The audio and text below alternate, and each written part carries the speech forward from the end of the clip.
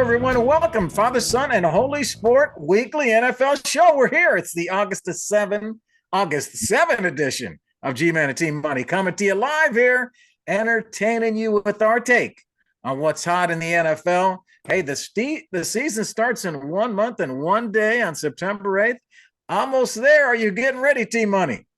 Oh yeah, man. Can't wait. Cincinnati's hosting one of the first preseason games this weekend right outside my window. So it's getting about that time. The leaves are starting to fall. Feels like football season is right around the corner. Oh, you're getting me pumped up. I'm going to go out and do a show in your parking lot out there, man.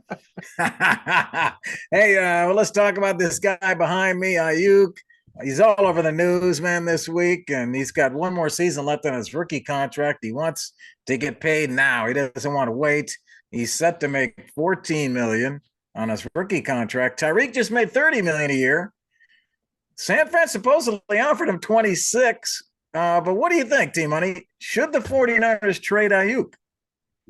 At this point, I think you have to. I think they made a big mistake here. They are trying to go all in, but that's just not how it works with these receivers.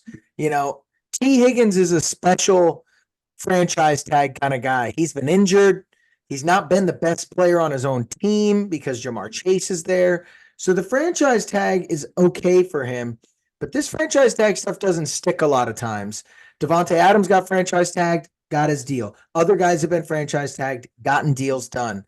And tons of other receivers have been paid in this market. Aiyuk is one of the best receivers in the league. He was Purdy's favorite target last year, especially down the field. He expects to be paid. And so you should have seen this coming down the tracks, and now they're pigeonholed. He's going to be a disgruntled employee who might not want to show up for the season, or you trade him and you wasted trading him before the draft, where you were offered a first rounder by the Steelers and maybe could have gotten even better and not helped your team this year. And now you got to trade for future draft capital. And at this point, Aiyuk can veto most trades because he has to sign a long-term extension. He has to tell that team he wants to sign with them. So they've just really put themselves into a bad spot here. They should have traded him or given him a deal earlier. Now they should trade him. Yes, it's just they missed the ball on this one, just process-wise. That's where it really shows the Niners kind of messed up here. Hey, good knowledge right there, man. You sound good. You sound good.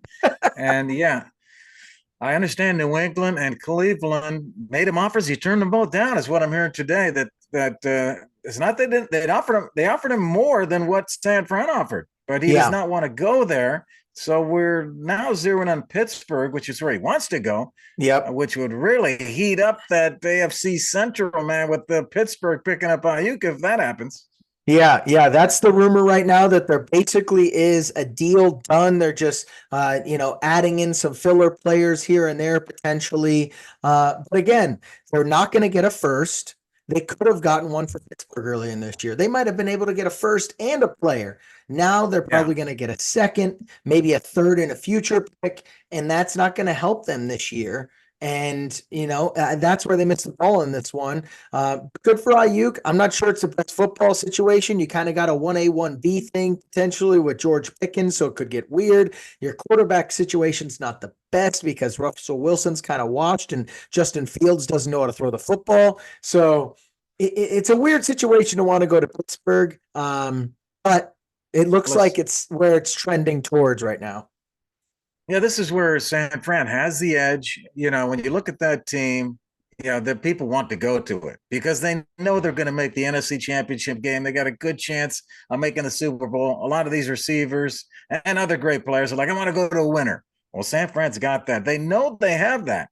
And Aiyuk can go to Pittsburgh and they're not going to end up in that kind of situation. Does he go for the money, but he does not get that, Super Bowl shot, at least in the near term? Yeah, I get it. The guy's been to Super Bowls and NFC Championship games. So, he's been to the mountaintop kind of, now he wants his money. So I get his decision. Niners kind of messed this one up here for this specific season. Should have done it way before the draft if you were ever going to do this, or signed him earlier. So they're a mistake and they got to live with it. But it's definitely going to hurt their chances this year. Definitely. Yeah, and let's go to a guy who did get the money. Tyreek Hill got the money, just reached a deal that's 90 million, 30 million a year, 65 million guaranteed. Voted on by his peers, T Money is the best player in the NFL. Do you agree with that? Is Tyreek Hill the best player in the NFL? Abso-freaking-lutely not. Oh, There okay. is no other answer. There's one person, and it's Patrick Mahomes. I don't give a flying crap about who else you think should be second. Okay. There is not an argument. This guy is the LeBron James of football right now. He makes the Super Bowl every year.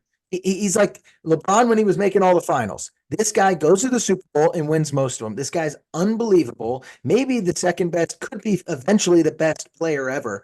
And they are going to vote a wide receiver before him. Then they're going to vote Christian McCaffrey, a running back next. And then they're going to vote Lamar, the best quarterback. Patrick Mahomes was fourth. So this isn't even a discussion for me. I love Tyreek. He's probably the best receiver. Christian McCaffrey, no doubt, the best running back. Lamar at the time was on a tear. So I get, he won an MVP, but there's no other discussions here. Wide receivers and running backs might be skilled, but they're not moving the needle. They're not winning you games. Bijan Robinson might be the second best running back in the NFL. The Falcons are going to be lucky to make the playoffs. Tyreek Hill got completely blanketed when he played Kansas City in the playoffs in the cold. So those two guys don't influence the game. I agree with you, and I agree with everything you said. I think definitely Mahomes and McCaffrey, the best running back. Maybe he's the best receiver. I agree with you on all 3 points there. What do you think it is? What is this NFL, best player vote? What do you think they're voting on? Yeah, it's really weird. It's voted by the players. And so Right. I just think that they're thinking like, who would they want to play backyard football with? Like Tyreek Hill's unstoppable as a wide receiver, it feels like, right? Like the Yeah. biggest question with Tyreek Hill is, can Tua get him the ball? Because he's always open.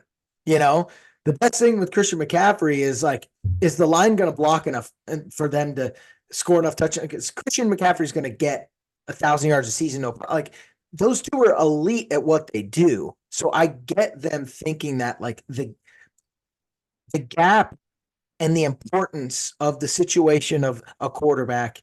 I don't think it should be ever be questioned for the next 5 to 10 years.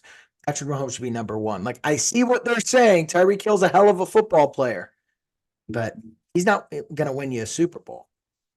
Yeah. Tyreek Hill still doing it at 30 years old. And he has been exciting.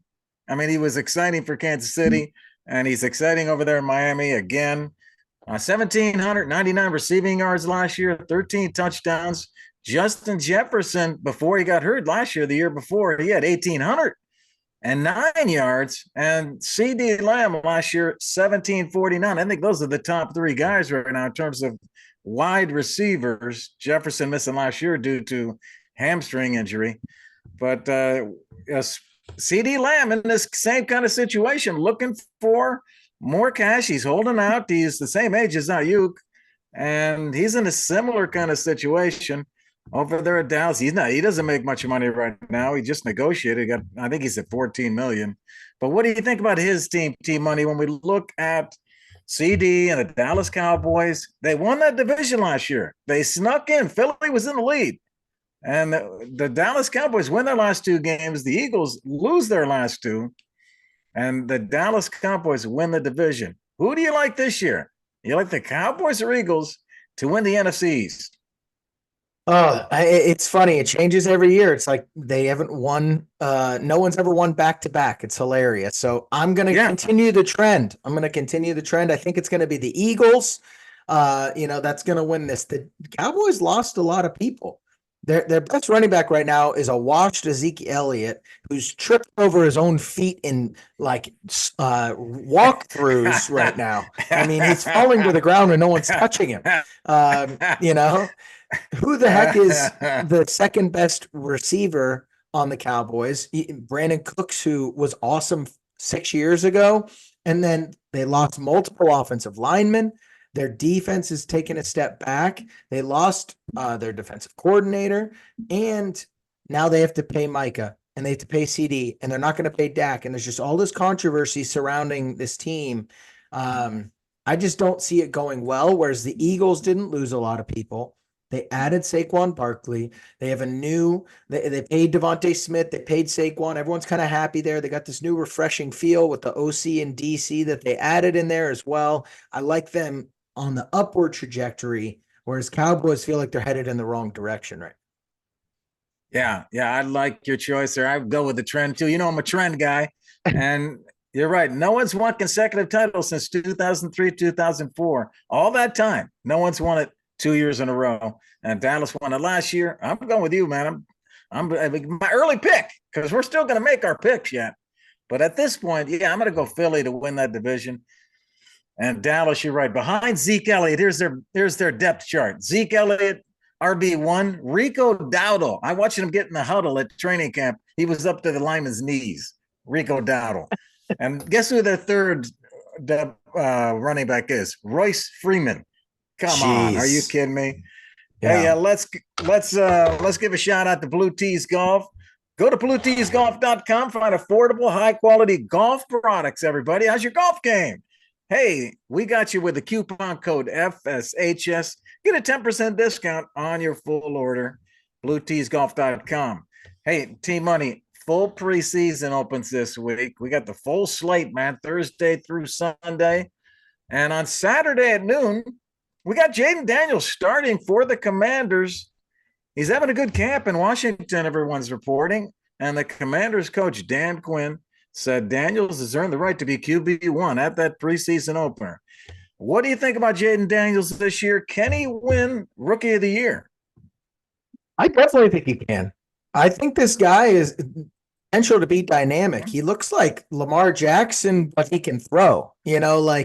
I don't think he's as dynamic of a runner, but the guy was impressive as hell in college. So he was running all over the place, throwing bombs. He's got a beautiful deep ball.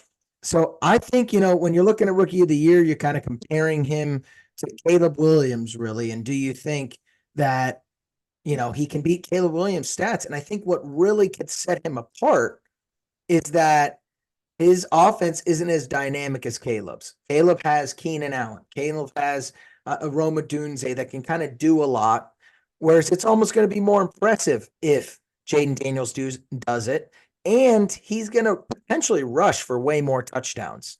Okay? That's right. This guy in his final season ran for 10 touchdowns, and the season before that he ran for 12. All right? Yeah. So the guy can definitely score touchdowns with his legs, and that's where he could really set it apart. I like Jaden Daniels a lot. I think this guy's impressive.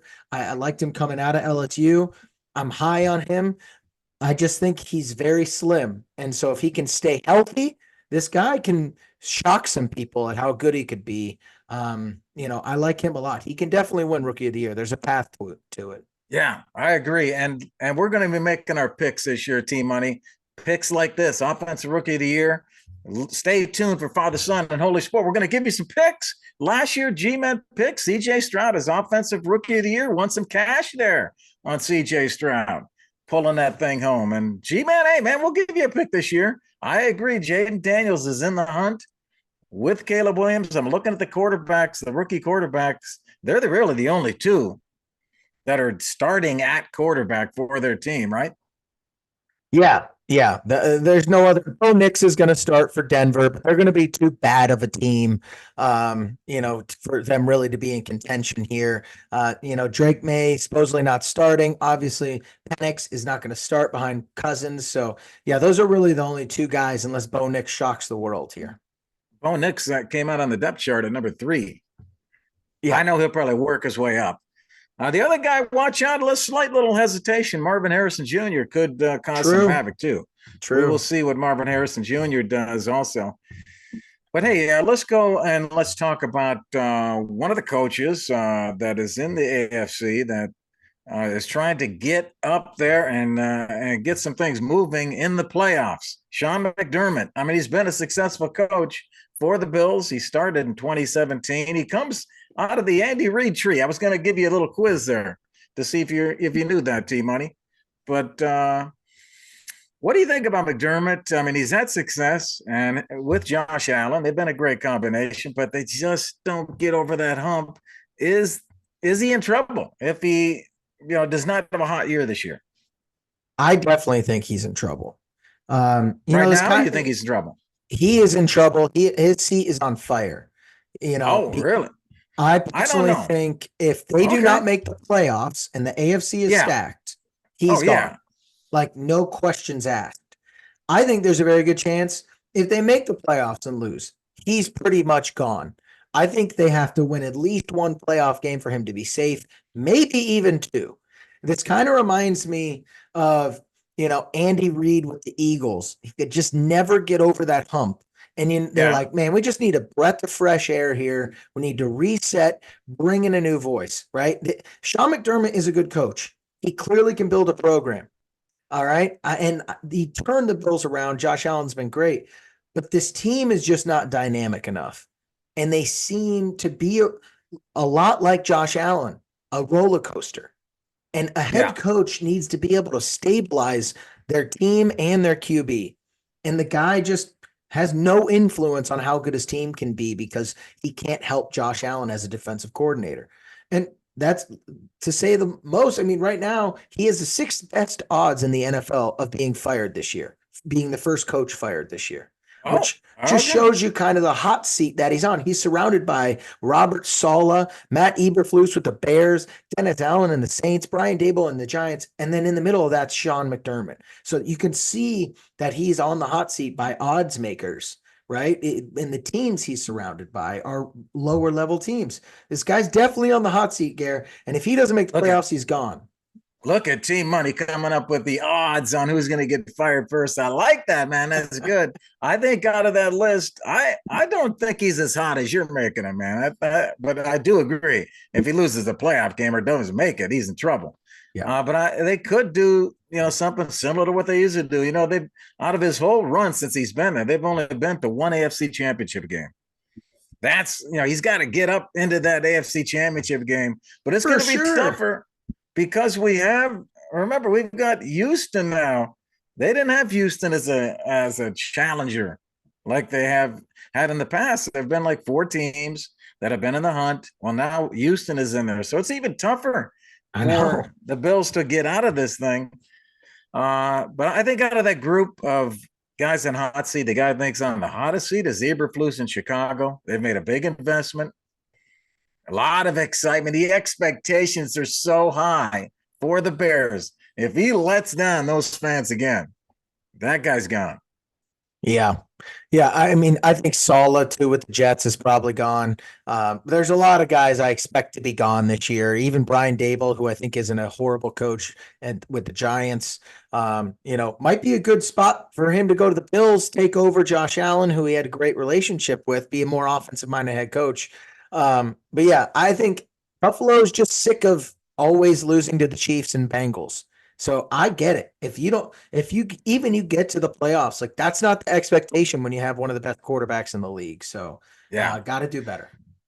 Well, hey, let's move on from the quarterbacks. Let's talk some fantasy with some running backs. Ooh. Team Money, a couple fantasy strategy questions for all you fantasy managers out there. Get ready for our expanded fantasy show. We keep building up to it each week, adding more content for you. Let's start off with a couple fantasy strategies for you managers out there. Let's talk about the running backs, Team Money. Let's talk about running back busts. Who's your top running back bust for the year? I feel like this is more of a guy who can be boom or bust, and that I would just be a little nervous about.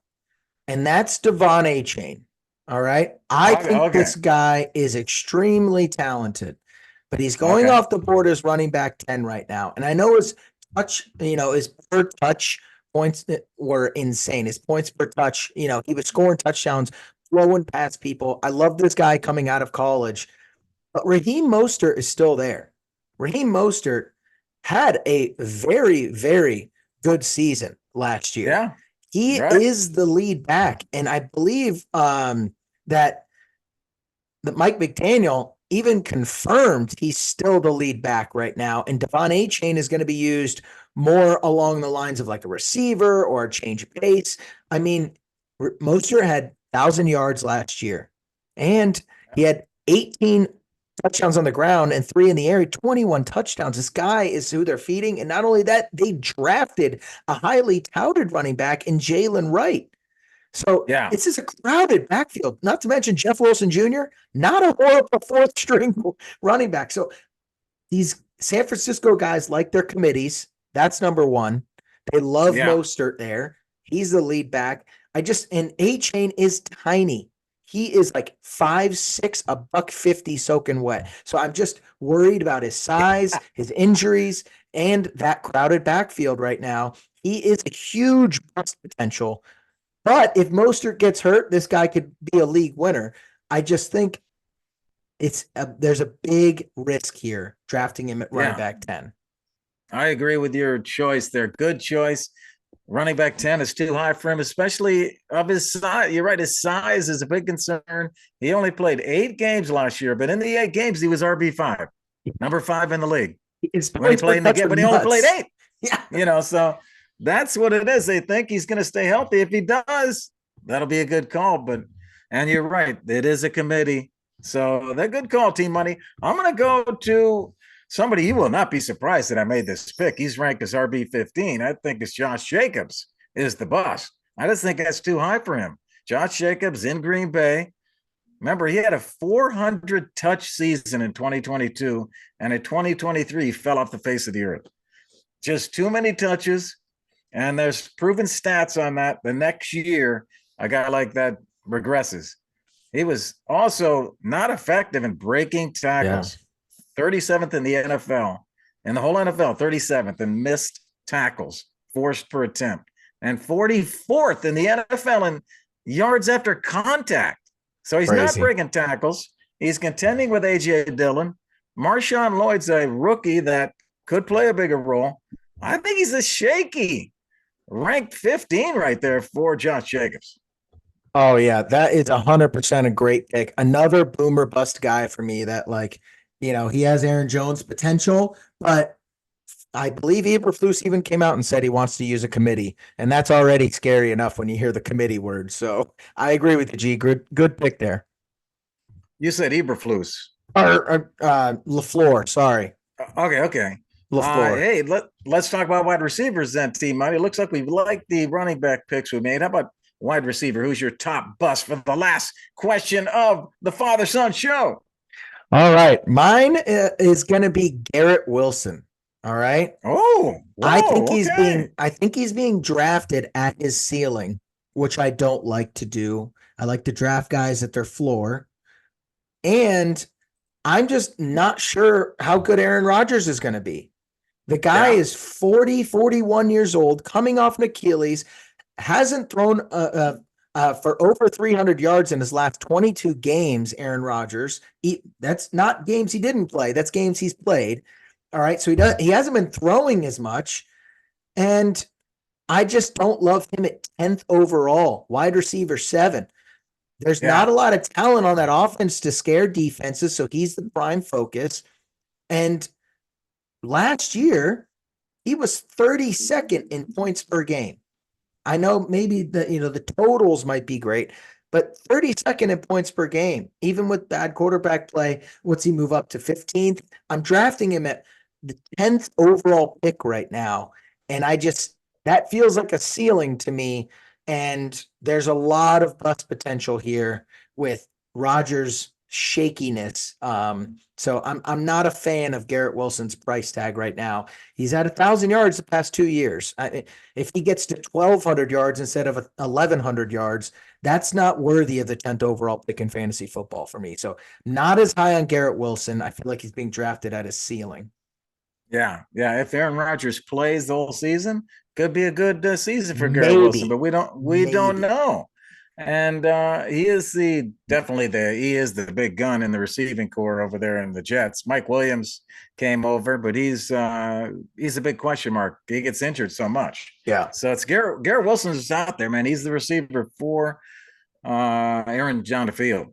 And a good pick, T Money. Good pick. He is ranked 10. That is high. I'm going to go someone a little bit further down the list, ranked number 23. And a lot of hype on him right now. Malik Neighbors. Malik Neighbors, to me, is the top bust wide receiver. And he obviously, what are you smiling at, man? You That like was my pick, and I changed it. Oh, well, okay. I totally agree. I was wondering what you were laughing at. Give your speech, G. Go ahead. Yeah, I mean, I can't. He's ahead of Stephon Diggs. He's ahead of Amari Cooper. I don't see that. I'm going to give you a scenario as we work our way to the finish of this awesome show. I'm going to give you a scenario. You got a team that finished last year 6-11. Okay, their offense was bottom 5 in the NFL in scoring. If I told you that team got rid of their superstar running back and in place of them got Malik Neighbors, do you think that they're going to be any better than 6-11? I mean, and their offense will be any better than bottom 5 in the NFL? Answer, no. Way overpriced for Malik Neighbors, man. He might be good, but he's going to be throwing punches like he didn't practice yesterday halfway through the season. The guy's going to lose his cool. He's going to be so ticked off because the ball's not going to get to him.